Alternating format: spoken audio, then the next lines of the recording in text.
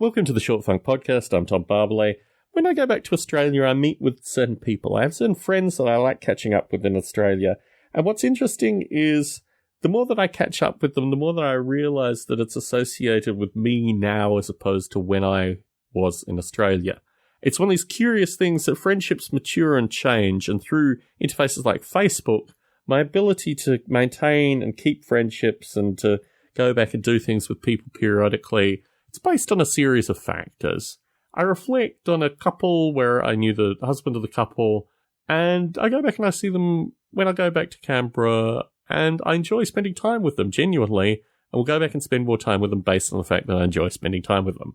And when I reflect on my childhood friendship with this man, it was it was just a general friendship. Like, it was just someone I knew through this period of time. I don't think he spent any time in my house. I certainly didn't spend any time in his house.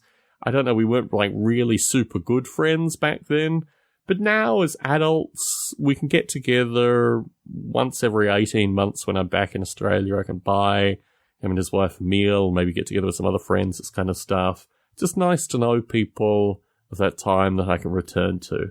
And when I reflect on friendship, because I have a lot of people in Australia who I used to know, who I'm not friends with anymore on Facebook. I did a series of friend culls and basically eliminated probably about 2/3 of the people I knew in Australia over that period of time because they weren't interacting with Facebook and really they had their own lives and, people just drift apart. So when I reflect on those friends versus the friends that I do see, they have certain qualities. The friends that I do see, they tend to be bohemians to a certain extent. They tend to have, like freer philosophical perspectives than I probably normally would associate with in the Bay Area.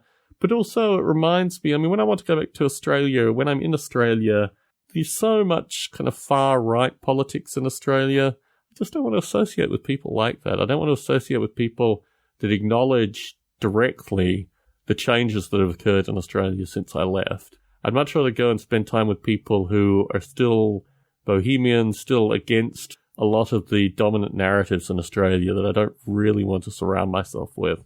This light, I think that's probably why I associate with the folks that I do when I go back to Australia. One of the main problems in Australia also is because I go back so infrequently, well, now about every 18 months, but even so, lots of people want to see me. It's always difficult to actually book up these things. One day in Canberra in particular, I think I had 5 events on in the one day. It was pretty extreme. It was quite extraordinary, in fact. In fact, most of the time that I spent in Canberra, I had multiple events. I was time limited, continuously jumping from thing to thing.